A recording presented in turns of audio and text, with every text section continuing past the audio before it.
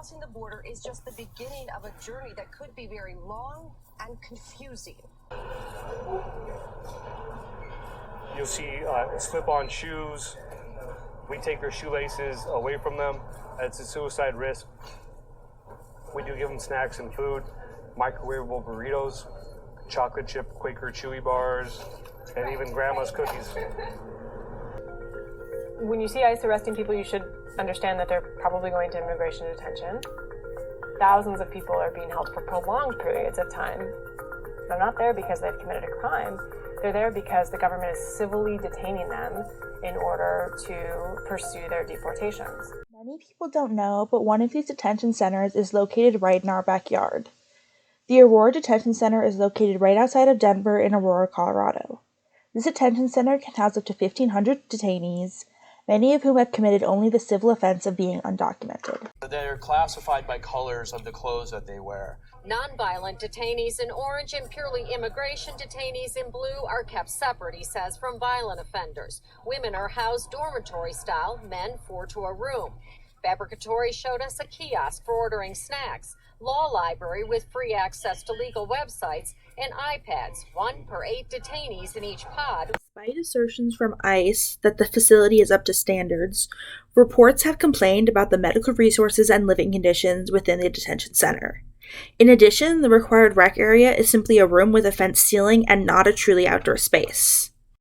In addition, the facility is run by the for-profit prison group GEO. One review from an employee at the facility says, "The long hours and low morale will erode your soul and crush you emotionally. If you can handle the despair of the detainees, the language barrier, and institutional mindset, then this is the job for you." Another employee review states, "Please run for your life away from this company.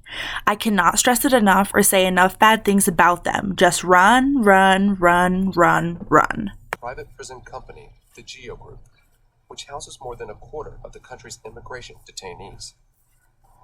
It was October after September 11th. The smoke was still rising, from ground zero in New York. And here is this guy telling stock analysts that, Cornell is a great investment opportunity. Judy Green has researched private prisons for years. The company she's talking about, Cornell, is now owned by GEO. They're, going to be rounding up hundreds of thousands of people, and, the federal business is going to be the best business for us. Since 9/11, the revenues have doubled to over $1 billion a year for the country's 2 largest private prison companies, CCA, or the Corrections Corporation of America, and GEO. $1 a day to offset their cost. What should happen to that company?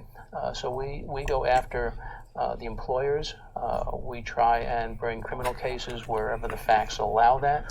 What if that company is GEO and ICE and the workers are the people in the facility who are making the food and cleaning the bathrooms for $1 a day? You're talking about detainees. Yes. They're in our custody, and they are allowed to work if they want to. That's totally voluntary.